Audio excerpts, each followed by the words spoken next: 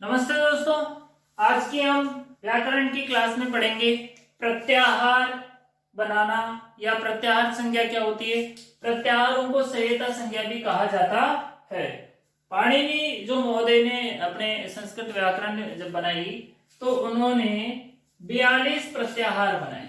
अपनी जो लघु सिद्धांत कौमुदी थी उसमें कितने प्रत्याहार बनाए? 42 प्रत्याहार। उनमें से कुछ मैंने यहाँ पर ऊपर लिखे भी है उदाहरण के लिए। हम इनको अभी बनाना सीखेंगे कि प्रत्याहार कैसे बनाते हैं। ठीक है, प्रत्याहारों को बनाने के लिए हमें सबसे ज्यादा जो महत्वपूर्ण है वो है माहेश्वर सूत्र।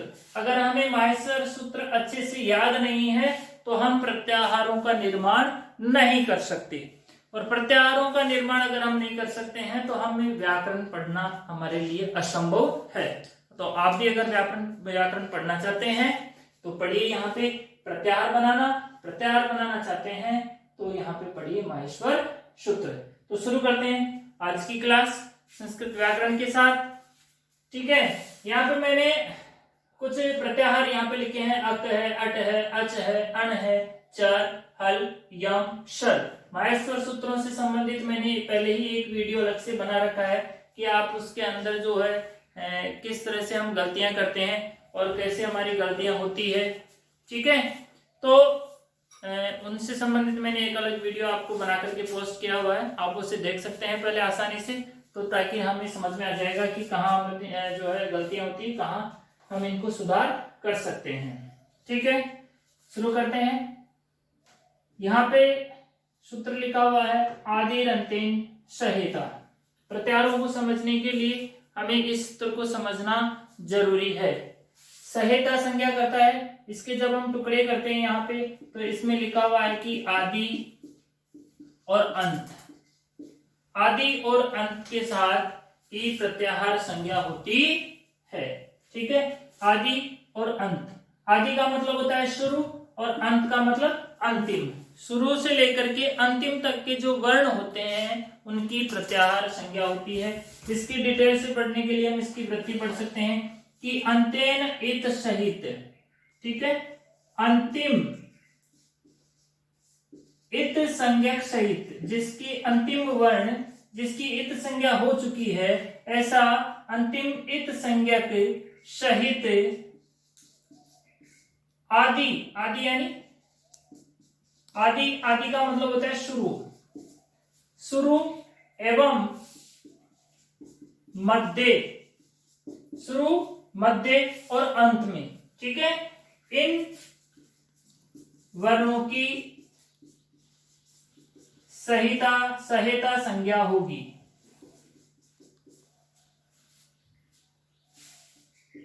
सहायता संज्ञा होगी। ठीक है, किन किन वर्णों की? शुरू के वर्ण से लेकर के बीच में मध्य में जो वर्ण आए हैं और उसके साथ साथ जो अंतिम वर्ण आया है उनकी यहाँ पर सहायता संज्ञा होगी। ठीक है, तो ये था सूत्र जिसकी सहायता से जो ये कहता है कि प्रत्याहार कैसे बनेंगे। अब मैं आपको एक बना के बता देता हूं, जैसे कि यहाँ पे लिखा हुआ है अक प्रत्याहार। ठीक है, अब यहाँ पे करना क्या है, हमें सबसे पहले माहेश्वर सूत्रों में ढूंढना है। ठीक है, जैसे कि यहाँ पे लिखा हुआ है ठीक है, तो हम ऐसे शुरू करेंगे और जब तक कि लिखते जाएंगे तब तक कि हमें क नहीं मिलेगा। ठीक है, यहाँ पे हमने लिखा ए के बाद में ई के बाद में उ। ध्यान रखना है जो अंतिम वर्ण होगा सूत्रों के अंदर जिसकी इत संज्ञा हो रखी है, हलंत्यम है, ठीक है, तो उनको यहाँ पर नहीं लिखना है। ठीक है, जैसे ए ई उ न को हम यहाँ पे नहीं लिखेंगे, ये जो न है इसको हम यहाँ पे नहीं लिखेंगे। उसके बाद में हम आगे चलेंगे, री, फिर उसके बाद में है ली और क। ठीक है, तो अक प्रत्याहार में कितने वर्ण आए? ए ई उ री और री। जैसे ए से लेकर के क तक के वर्ण, यहाँ पर ए से लेकर के क तक के वर्ण, यहाँ पे न नहीं आया और क नहीं आया क्योंकि ये हलंत है। ठीक है, इनकी इत संज्ञा होती है। तो इस तरह से हम माहेश्वर सूत्र बनाना सीखते हैं। ठीक है, अब यहाँ पर जैसे अगला उदाहरण है अट। अट जो उदाहरण है, अट के अंदर हम सीखते हैं कैसे बनता है अट। देखो, जिस तरह से हमने अक सीखा है वैसे ही हम सीखेंगे अट। ऐसे लेकर के ट तक के वर्ण वो सभी अट प्रत्याहार में आएंगे। ठीक है, तो हम यहाँ से शुरू करते हैं ए, उसके बाद में ई, उसके बाद में उ, नहीं आएगा, री आएगा, फिर लरी आ जाएगा, के नहीं आएगा, ए आएगा, ओ आएगा, नहीं आएगा यहाँ पे, आई आएगा और औ आएगा, उसके बाद में च नहीं आएगा, है य व र, उसके बाद में है य व और र, ट यहाँ पर नहीं आएगा। तो यहाँ पे ऐसे लेकर के ट तक के सभी वर्ण जो है अट प्रत्याहार के अंदर आते हैं। ऐसे ही यहाँ पे हमें सबसे ज्यादा जो प्रत्याहार आता है अच और हल। ठीक है, अच प्रत्याहार को हम स्वर कहते हैं। ठीक है, अचय स्वरः। ठीक है, अच के अंदर ऐसे लेकर के च तक के वर्ण आएंगे।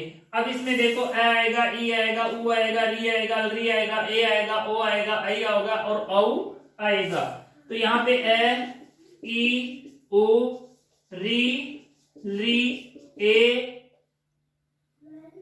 ओ, आई और औ, ये सभी स्वर हैं, इसलिए इसको अच प्रत्याहार को मतलब कहते हैं यहाँ पे स्वरा।